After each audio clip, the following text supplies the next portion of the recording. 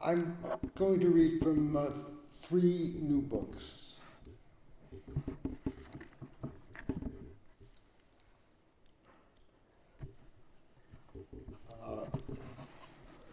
One is called The Mystery of False Attachments, from Word Palace in San Luis Obispo in California. One is called The President of Desolation and Other Poems, from Black Widow Press in Boston, Massachusetts. And one is called A Field on Mars, from 2 publishers, University of Rouen in France, and it appeared in simultaneously in an English and a French version. The French version was not written by me. From The Mystery of False Attachments, I'll just read a few of the poems. This comes out of my Facebook experience. There's a little space for those of you who do Facebook, asking what's on your mind. And if you go into that space, you can get background, colored designs, and then it will print a very limited number of words. So that's kind of constant adjustment to get into that. I guess it's a little bit like the Twitter experience, though I have not really gotten into that. And it also automatically centers the lines. So for those of you who are familiar with the work of Michael McClure, it's like a Michael McClure poem in that sense. And so I began to post, at first, small fragments taken out of longer poems of mine, and then adding to it new verses. And I'll read just some of them, skimming through the book. I open up my mouth and hear a multitude of voices. It doesn't matter if the rhyme is slant or straight. I feel it on my tongue. My eyes see through it. Into the homeless state the lines of poets move, not hardened yet into belief and other acts of cruelty. I is an other, gaunt and somewhat turned into the light. I threatens to return, is hungry now for power as for love. The force of age startles the half-formed man, the vestige of the younger life the mind still can't pry loose. Love, like intelligence, opens a door to let us in, taking as a sign the names of God engraved in amethyst, a counterfeit infinity. The mysteries of mind laid bare in talking, discovered first, then lost, the way all times are lost when no one counts them off. A miracle of darkness hides the light, itself a miracle, in which infinities escape us and we plunge on in hot pursuit.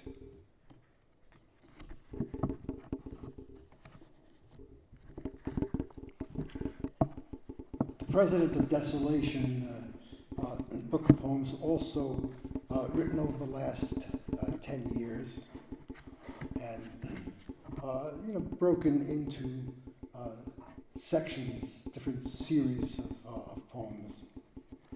And the opening series called Further Auto Variations. Auto Variations. I began in the 1990s to write poems using vocabulary from poems by other poets. And the system for how to pick out the nouns. And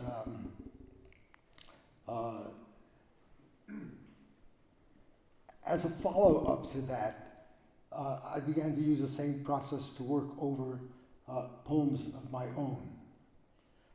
So picking vocabulary, nouns from the earlier poems, and using them to compose new poems. So further auto variations, subtitled Reminders of a Vanished Earth. The poem as landscape. The definition of a place is more than what was seen or what was felt before when dreaming of the dead, the way a conflagration wrapped itself around his world, leaving in his mind a trace of dunes, the fallout from a ring of mountains, reminders of a vanished earth, the landscape marked with rising tufts, the hardness of clay tiles that press against our feet like bricks, the soil concealed beneath its coverings through which a weave of twisted wires crisscross the empty field as markers to commemorate the hapless dead, the ones who fly around like ghosts bereft of either home or tomb in what would once have been their world. The count fades out beyond 10,000, leaves them to be swept down endless ages, fused together or else set apart, lost nomads on the road to desolation, a field on Mars they wait to share with others, dead at last. Never done counting. Enclosed by matter, all my thoughts scream for prophecy. When I wake up on Mondays, the night sky is hanging above me, galaxies shedding their images, fading unknown in the half-light, a light that confounds me. Nothing we know is unreal, and nothing is real. There is only the face of a woman blind in the sun and a voice that cries out in a language like French. When she raises her arms, they look distant and lame. Something there that won't work but falls flat against me. I will follow her up to the moon, will watch her paint herself red with no sense of the distances still to be traveled, no plot to adjust to, but numbers that show me the little I know, the way one vanishing universe shrinks till it swallows another. There are worlds here hidden from sight whose ends are like their beginnings. The world in daylight turns dark, the blaze of noon caught in their mirrors as the sun slips through our fingers, never done counting, where the globe has dropped out of sight. A deep romantic chasm. This was dedicated to Michael McClure. Head facing downward, I descend the chasm, little caring about space or time, my face caught halfway between dark and light, a mix of random chance and kindred circumstances before I reach the bottom of a narrow street alongside which I spot a darkly churning stream and follow it until I reach its source. Here is a world outside of time and season, rhyme and reason, only broken by the sound of ghostly birds that blast us till we find that we've arrived nearby a field behind a battered wooden fence. The specters in that world stare out at us, move back and forth until they cover the horizon, come forward, forward, rising in their legions. All they have to offer is a turn, a word, a sound that we can hear and answer in return, what has long been known but left unspoken.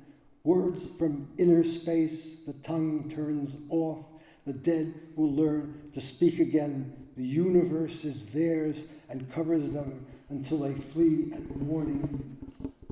Leave us in a dream still, faces awash with dew. This will be the final book. The poet dreams or writes, whose home is in his mind or maybe elsewhere, follows it around the world to where it leads him, a space forever dark and air so heavy that he cannot push through it or recognize the faces waiting for him as before, too distant to pursue, the world once full of smiles, now dark with tears.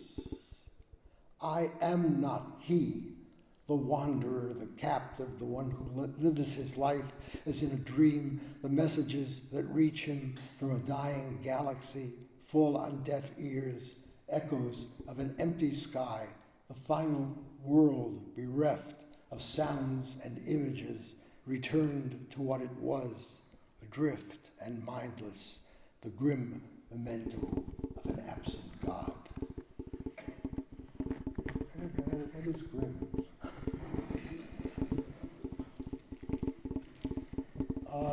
A number of years ago, I wrote a series of poems tied to Goya's great work, Caprichos, the Caprichos. And later on, I turned, I will say at the urging of Clayton Eshelman, I turned to Goya's Disasters of War. So it's, I mean, the Goya is magnificent, and but it sets off thoughts and images. And so I'll read a couple of poems from the Disasters of War, but it begins with an epigraph, actually from an older poem of mine. He is a real man when he murders, is he not? Sad presentments of what must come to pass, a rage of shredded clothes, the darkness through which images rain down, a ruined world of bricks and walls, erased or crumbled, shattered, spattered on the broken ground, made present by an unseen hand like mine, the lines concealing men and women, children, trees and gardens, grass, gates, gravestones, shrines and temples, classrooms, radios and books, old dresses, fifes and fiddles, heirlooms, bicycles, eyeglasses, sidewalks, monuments, engagements, marriages, employees, clocks and watches, street signs, works of art. The man's face shows it, chest and forearms swollen, stumps for legs, the cry of blood, so fierce it stops his heart. His eyes see only lines like knives crisscrossing, blood or rain. The word is misery that blinds him where the waters rush and rage.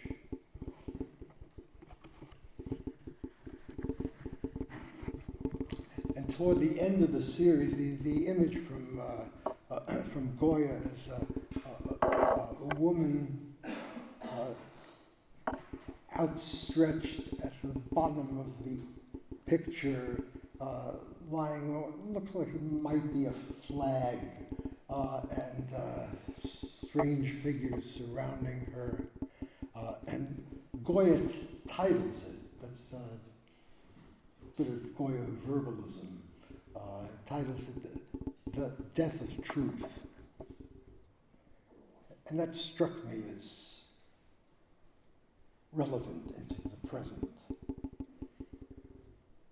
Truth dies faster than the blur of faces, goggled men and broken bodies wrapped inside the shadows each one casts, a lie that traps them while the bride lies flayed, the scraps left that the mind eroded cannot grasp.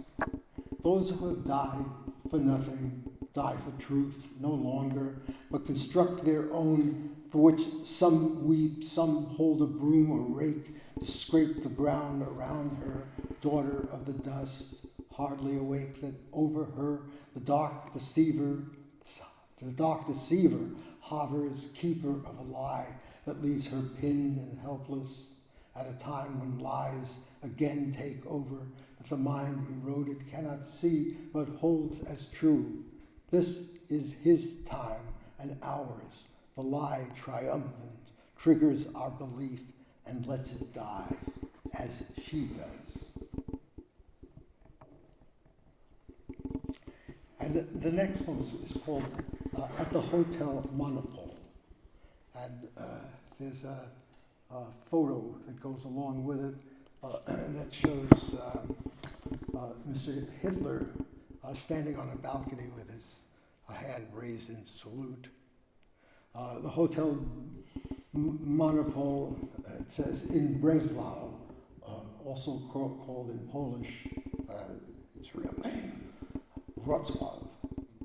And there's a visit that we paid in, must have been 1989,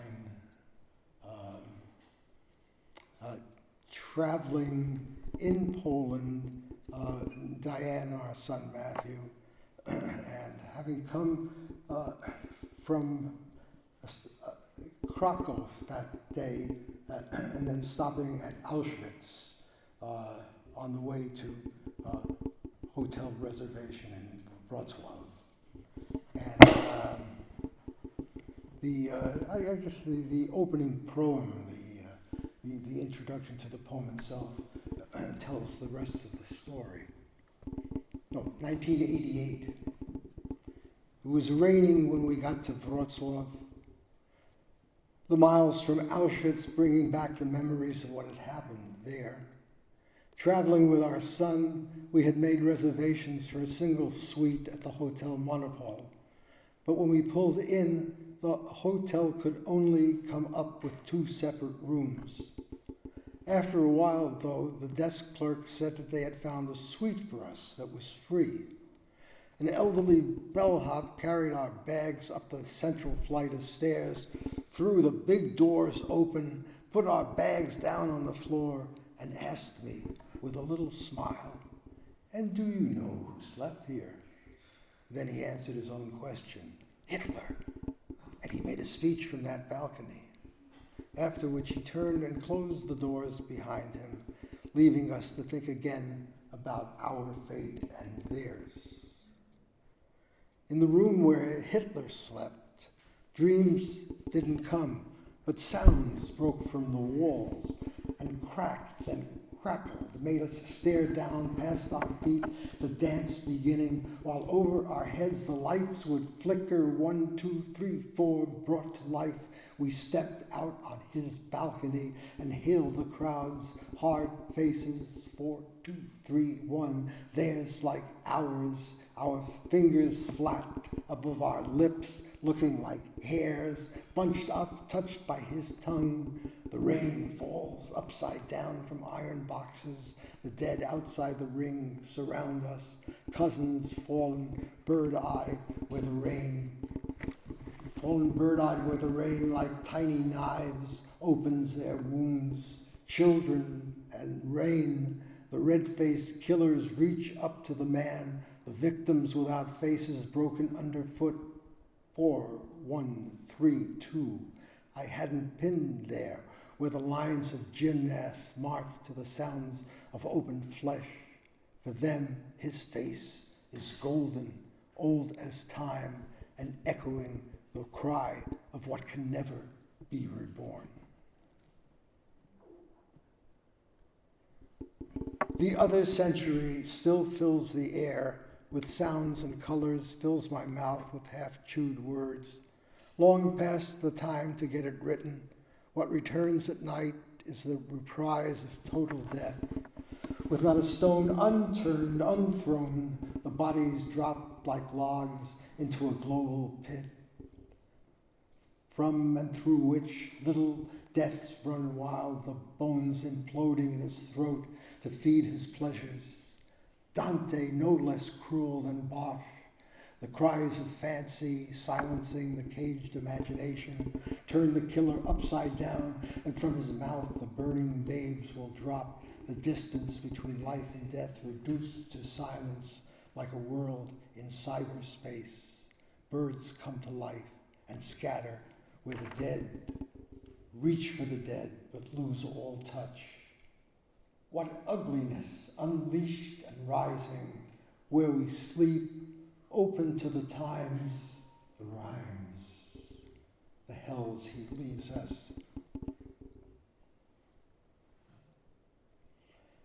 To enter like fools into the killer's dark dance, feet on marble floors and still alive. I want to sound it, pounding on the walls, to hear my voice like his bounce back to me, time beyond time. Was how we danced there, pranced and ranted in the open air, then fell into the bed from which his ghost blew empty words. The hapless dead were with us. Auschwitz only miles away, Treblinka coughed them up, the cousins sundered by the killer's whims. Their faces weren't faces, more like masks and masqueraders, mysteries we carry, scratched into the heart and mind. The mouth falls open, laughter breaks the spell. The children dance with us and die. The dream, scream, won't end. Who are the others here? What others join the dance? The hokey-pokey dancers, primed to kill. Across the century, their dance won't end, but follows us from room to room and back again.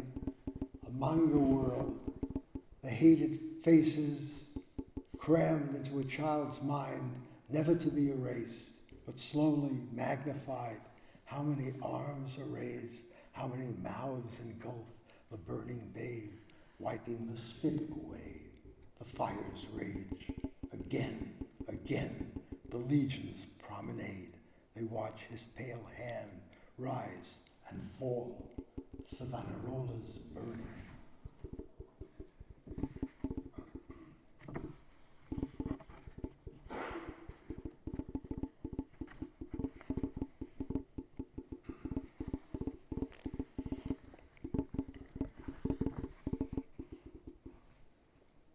Oh yeah. Robert, this is a poem we mentioned earlier called The Pound Project. It was commissioned in Italy for a number of artists who are approached to do 16 works, a series of 16 works, each artist, as there are 16 ounces in a pound. So I did 16 poems, and each one begins with a line or two from Pound.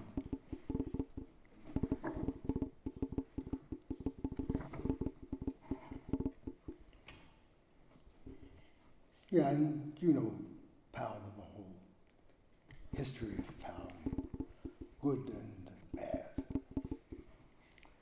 And it starts with a straight quote from Pound.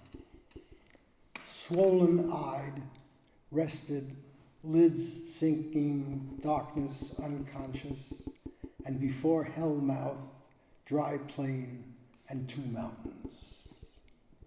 1. Head down, screwed into the swill, I am led into a home where no one, not a dog or cat, drops by. The body of a strangled child stares out and spooks me.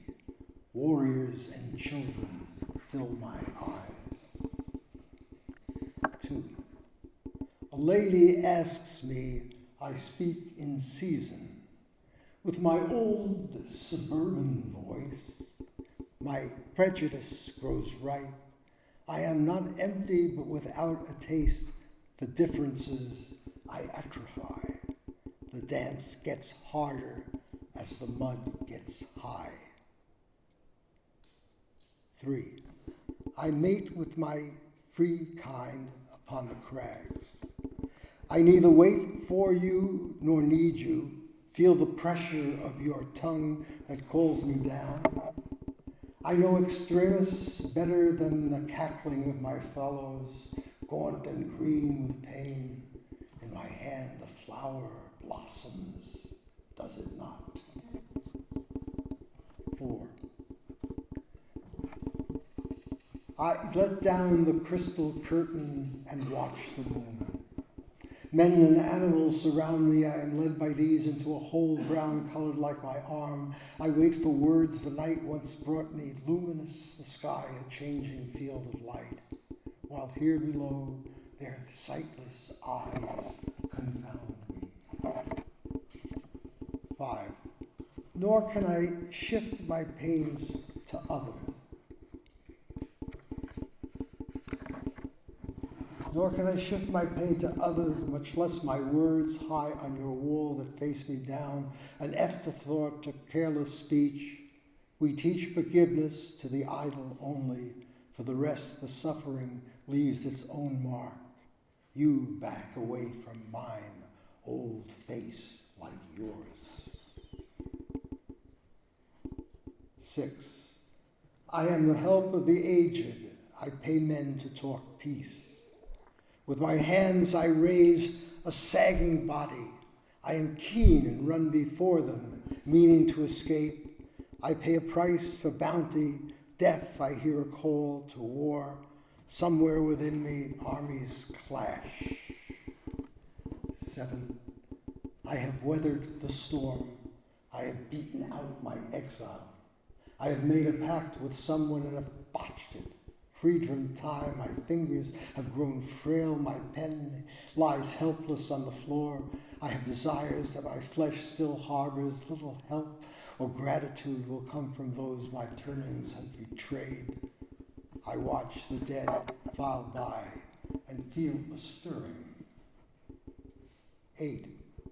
Singing, oh sweet and lovely, oh lady be good. The song is traveling from my time into yours, like Ella's song is wordless. Hear me sing it, see me dance on water. I coast down the street, the while my eyes like every man's eyes, filled with apparitions, a dead bullock. 9. Blown around the feet of the god, the landscape hides from us. The little castle shows its face at night, and shamans walk the streets, communing with the dead, the terror of the folk in agony, the cries of those who fled to open water, gathered into caves, who took their lives. 10. Where the dead walked and the living were made of cardboard, their shadows disappeared. I lost track of eternity that makes things new. Nothing here improves while time is lost. Clean as any whistle, I come forth, but still I can't shake off the memory of mud in meine Heimat. 11. I am no man. My name is no man. I wait where road crosses road, where hunters fly from their quarry. Not me, but those that I point to. Not those, but the dead, fed with blood. Their hands rise in fury. They hammer us down. 12. The Yid is a stimulant, and the Goyim are cattle. And the words once written stay writ, all his words coming back to the speaker, laying him flat. What a downfall I had, and what havens I reached for, too late. None remain to embrace me but Jews, real Jews, not shades in my head, but avengers.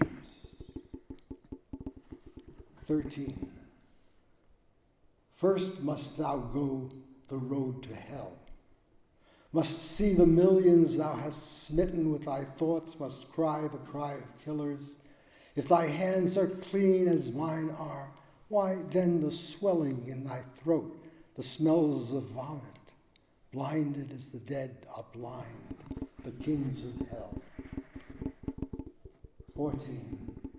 Time is the evil is what it is always lost, what takes me by the throat and leaves me shrunken, begging with the other thieves, then drops me in the pit, called Bolja, where a rhyme I can't erase repeats forever.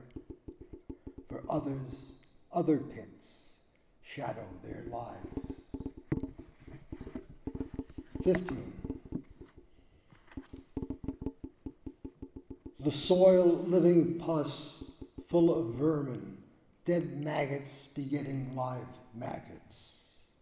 Fascists at banquets, pandars to authority, jackboots, skinheads with iron teeth, sucking hard at our flesh, shoving old men like books in their fires, outcroppings of shit too raw for feeling. The flux in the corpse turns to stone.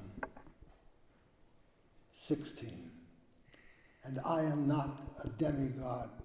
I cannot make it cohere, nor bring it at a dare into my focus, where the sunlight even now turns ashen, heavy with burnt matter, stinking where the century has turned a corner like a swollen fetus. It has pulled me down. Old vanity has pulled me down. I think I quote more of Pound than just the first two lines that other Pound things turn up. And I'm thinking that following the line or two from Pound, it's as if the Pound is speaking through my mouth or my hands writing it out.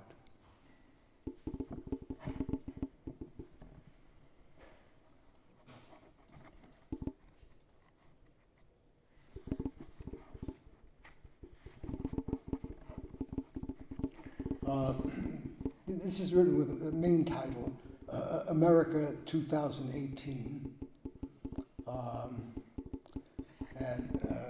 I had in mind Whitman's poem To the States, very powerful anti-American poem for the 16th, 17th, 18th Presidentiad he wrote. And this is for the, I suppose, the 45th Presidentiad. And gives the title to the book, The President of Desolation. And when the man came into the presidency, it seemed ridiculous, and people began to quote, the famous quip of Karl Marx's of farce replacing tragedy in the history of the state. Farce replaces tragedy. The President of Desolation. Again, it's in a number of, it's in a few numbered parts. And I'll drop out the numbers, just the words.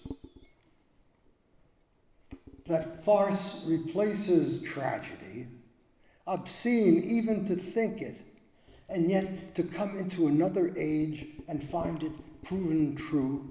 This is the price of growing old, the progress truly of a state of mind. America, the center, both of mind, the gap, and mindless space.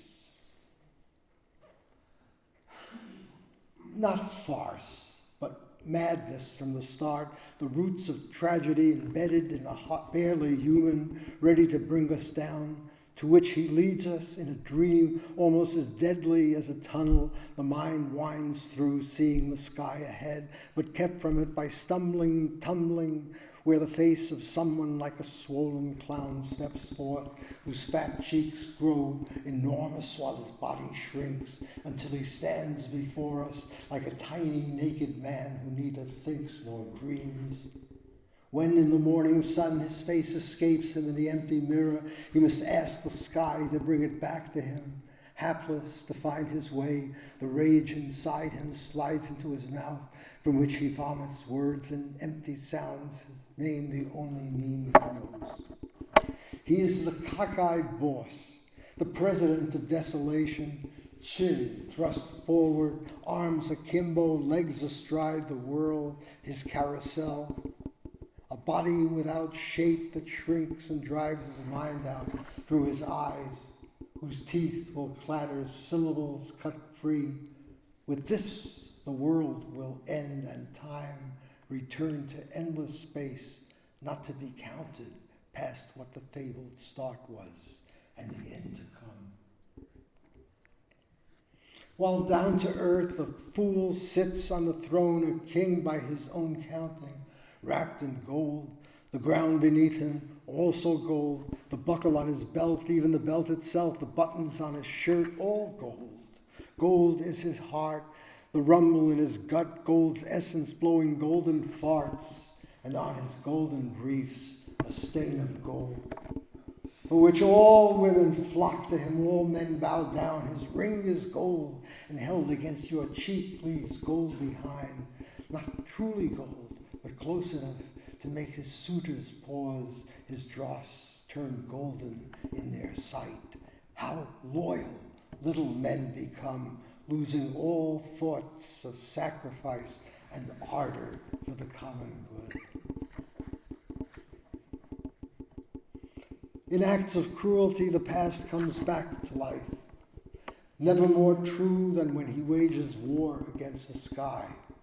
The door to heaven opens, closes at his touch. Fat angels crowd around him, some adhering to his flesh, the burning babes in fancy dreams of God and power, with an eye that turns from those below his notice or regard, the world his mirror, fragile hands hiding his face and eyes, too safely blind he will not see you now or me outside his dreams. He stalks his shadow and his only love, the voice returning when he dies, only to call his name out to the world at large. He trumpets it until his tongue can bear no more. The lump inside his throat grows daily like a broken pump, is caught up clots of mud, cold clumps adhering to his flesh, his plump hands pushing them aside. Like vagrant babes swarming around him, drunk on visions of himself, he sucks them up and down his maw, then out his rump until he dumps them soundless on the ground, a clown of cruelty, mad fantasist, an empty vessel, blind as any fool. And deeper down the hole he digs for us by digging, pit where pity drops away, letting the dead stay dead, or raising images too cruel by far. The scorn a frail man spews into the air until the world around him bursts with voices calling back, repeating endlessly the words he shows them, trolling, finding the hidden hole, his fingers fat and swollen, open in his mouth, then raises one frail arm in feigned salute.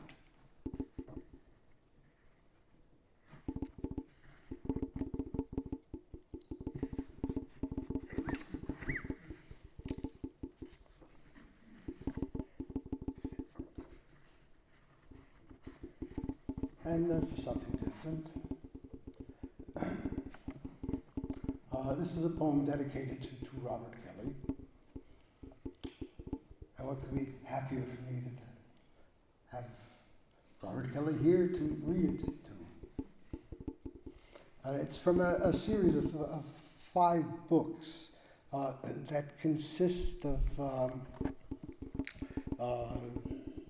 segments taken from other poems.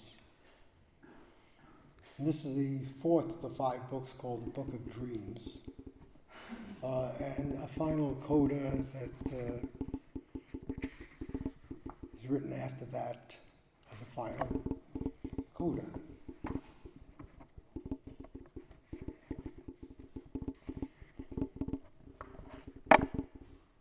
A Book of Dreams for Robert Kelly. 1. The way her knee swells and she feels it swelling, and it turns into a babe's head. No one has a countenance more rich, and no one has a mouth that opens wider, lets a sound like dreaming come into the room in which they wait. 2. In the night, men go fishing for stars. Not a god, but a babe wields the trident. Cables lie covered with smut. Light erupts on a screen. What you see is your face, and the face that you see, old and blind, is a face from your dreams. 3. Better for the mind to empty out in dreams the way a body falls thrown from a passing train forsaken. They hold a place between them, on its rim a graven image. God is pain. 4.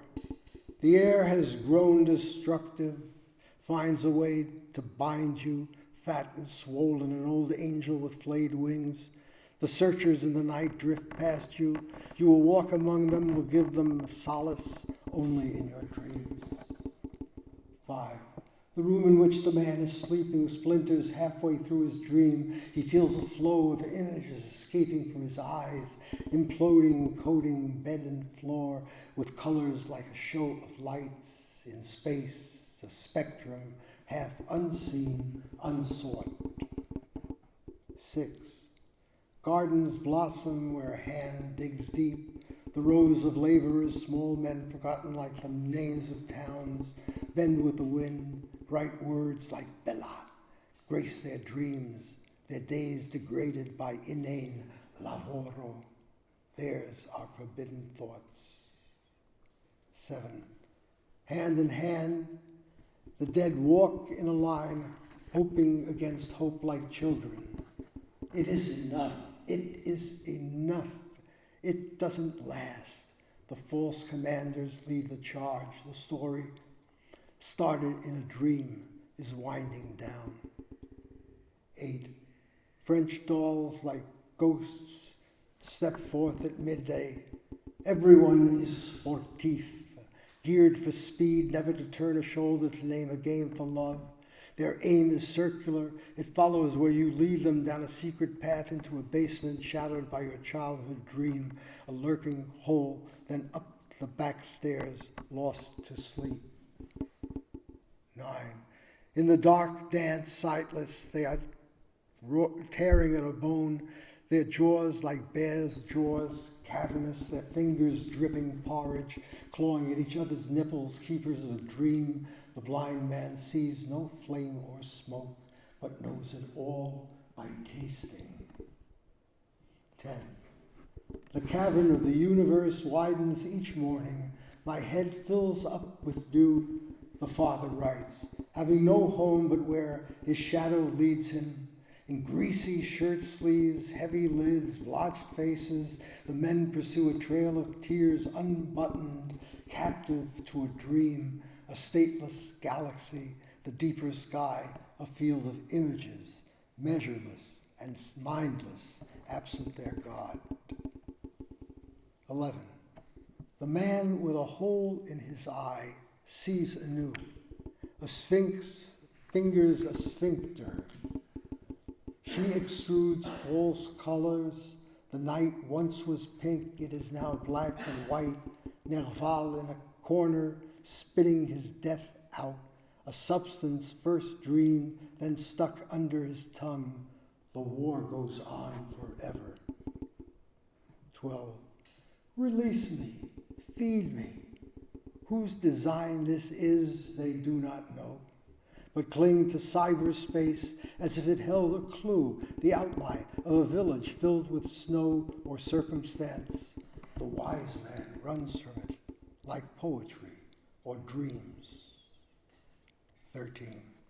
Love, like intelligence, opens a door to let us in, still blind and searching, taking as a sign the names of God engraved in amethyst, a counterfeit infinity, not letting time pretend to halt the darker, a flux, impediment to where we set our sights. Here is a place to hang a flag, and there a hat to pull a flag from. All your little men are watching, waking from a dream. There is no predicting summer, but it always comes. 14. Those who are masters needn't talk, but signal with a secret nod or wink, concealed assassins brought into the mix. Involuntary tears, a dream of execution, smoke rises between our teeth. The ones who loved us die, not one by one, but now in masses, the presence of the dead in every corner. 15. Inside the house, its walls down, ground into a dust that only the dream sustains, who once alive, do not arise, but one by snakes, their hands are swallowed, almost enough to make you suffocate, to lodge like mercury under your tongue. 16. Our dreams were of suns, of vermilion dragons, spangled with gold from Sumeria, pronouncements and omens concealed to take death as a tribute, a slave plunged in water and drowning, becoming a wife to their god, a scorpion, then a chimera. Coda to a book of dreams, and familiar lines from Shakespeare. Oh God, I could be bounded in a nutshell and count myself a king of infinite space, were it not that I have bad dreams.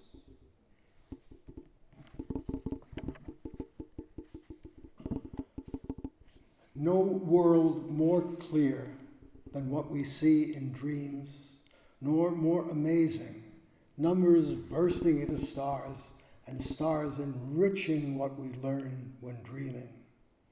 It is no more than this, to sleep and be the master of the universe, not to be bound to earth, but gathering a trillion other worlds, to count myself a little king stepping aside for time. Nothing is measured that the mind can fathom waking, in the way your body beckons when I turn to touch you, coming from a black hole deep in space and time. I learn to count the deeper images, and those still deeper, gods and angels dancing on a pin. Before the dream turns bad, in which a pin holds all we know and all we fear, I stretch out flat to the horizon. I arch above you like a lid. I vanish and return. My name is death. The word extermination resonates. Nothing escapes. The world itself ends in a time beyond all time, where time ends, leaving a residue behind of mindless space. And still more mindless images, the nightmares that the mind conceals. To run from time isn't a choice. The stars we see are overwhelming and block the view, or bring up images of light and dark flickering across the map of time, the flow of sand in dreams.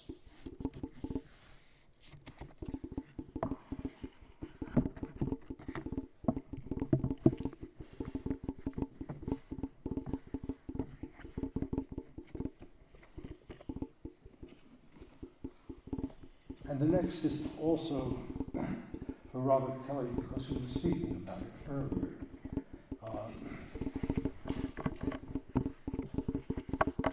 I became interested through the translations by Ariel Resnikov of an American Yiddish poet of the 1920s and 30s named Michel Licht, who first wrote in English under the name Michael Light, Michel Licht, and began in 1923, just a tad before Pound gets into the cantos and Zhukovsky gets into his great long poem A, poem called Processions, which is the same kind of adventure into the outer inner space of poetry as theirs. So, another kind of American poet. And These are from the Licht variations. This poem, With Snakes and Stones. And it begins with a few lines from Licht. Wandering in the wasteland, I saw the snakes smile, their dusty skins in convulsions of laughter.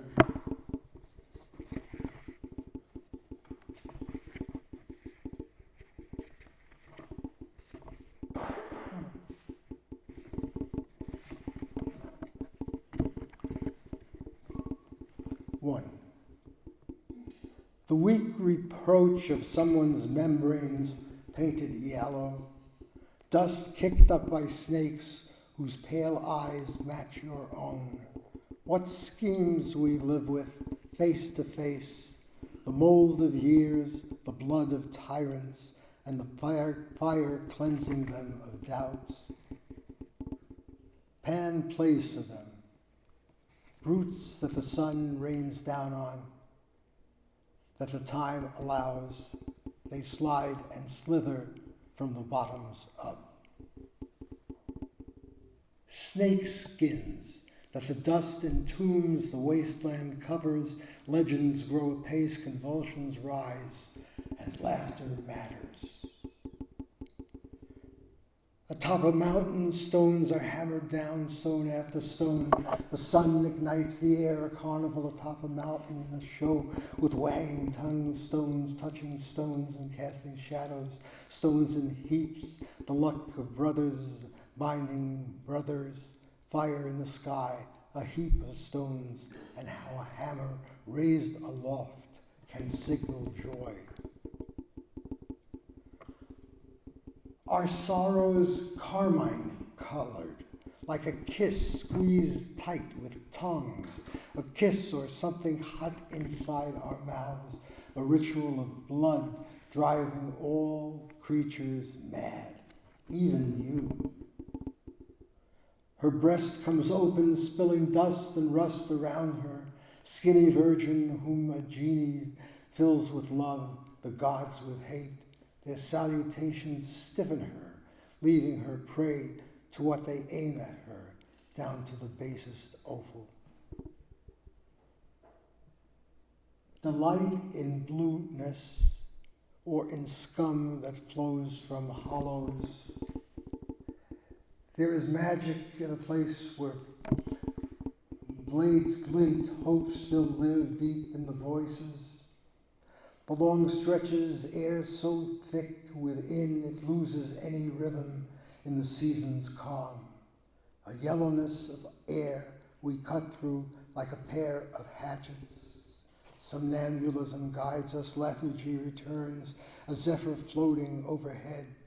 Something to envy, skulls that time has left behind, chameleons with diamonds on their bodies, Yiddish symphonies up from the depths, its waters bursting from a stone. They practice immobility. Grass covers earth like scales or wings. One thought, 1,000 movements, forced vibrations in the sea. A hatchet clatters down, dispersing poems of dust and sand. A plane above us, diving down and out. And the last poem I'll read is a long poem, and it was written first as a 80th birthday poem for the lovely Colorado poet Jack Collum. So I began it with a sense of Collum's love of the ecological and the natural, and all of those things that were meaningful for him, and it should be for all of us. And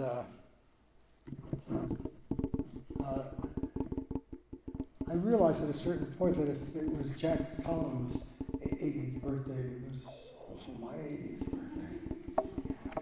In this case, something was right.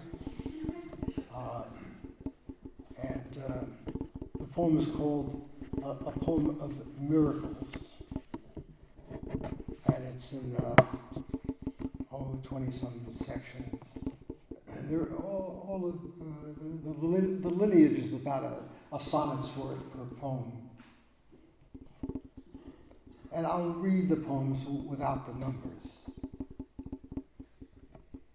A Poem of Miracles for Jack Collum. A miracle more ordinary than the grass under our feet, the hot sun as it dazzles eyes and skin. So many memories blending into one, we have no place to go but where we are, no nearer to the end than to the source. A miracle, open on all sides, toward which the mind moves slowly and the eye, as in a dream, opens and shuts. Clouds without rain cover the sun. The animal that sleeps over our skylight knows neither rest nor waking, only a dream. Turn of the hand by which a perfect bird comes into view. A flight over the heads of some, no mystery in what we see. We walk away from it, no sooner gone, when something ever bright, a flash of wing assails us, heretofore concealed. The real comes first, the fancy a far second, hard to tell apart, still harder in the dark, the eye too weak, the skin still weaker like the mind. The origin of species hides its birth, the contours of the real the hand feels and the eye imagines, only later in singular pursuit. A miracle, to make the seen forerunner of the unseen, the animal you see, its metamorphosis deferred, imagination lurks here, brings concealments into light, the world inside the mind turns upside down. A miracle, to live a life in celebration, knowing fear and feeling death, he finds the poem more to his taste. They call it fancy, a game of chance or choice that pulls the mind back from the literal, opens a door on the imagined real.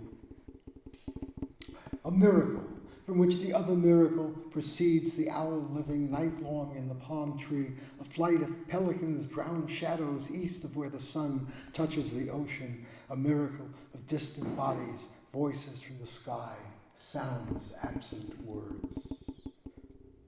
A miracle, the sun crushed by its clouds, the mind retreats from bloodlines staining the horizon, raining down.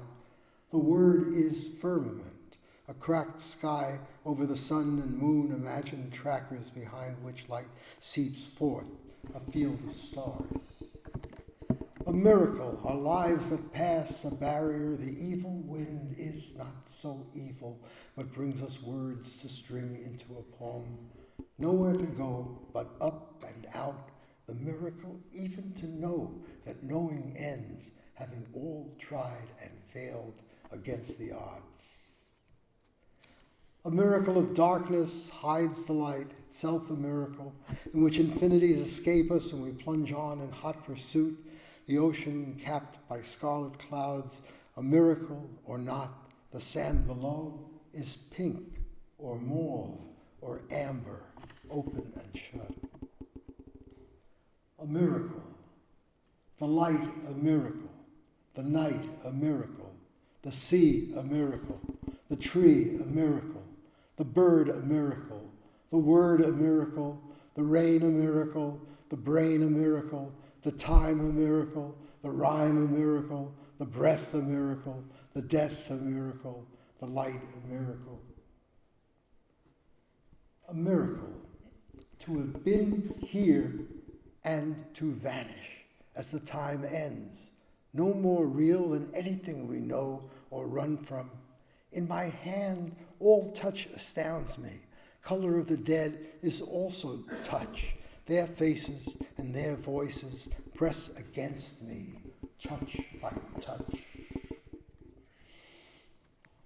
A miracle, that words are green still after an age of dryness, that the rising sap fills leaves and shoots, the sun still bright in the engulfing dark, is an illusion, better known, a deeper darkness hiding all, the firmament unhinged, a miracle that from this transient place a universe is born. Sheer accident denotes a further miracle. The dish falls from my hand and finds the ground. An apple shows the marks of teeth, a rush of things more real than words or less. The time has come to add up what we know. It floats in air. I reach for it. The grass sweats, words turn green, a finger signals a new miracle. The sky leads into empty space, the mind is helpless to address or fill. Only in the little world can we both love and kill. The solipsist is king here, waiting for the end of time and knowing that it's endless.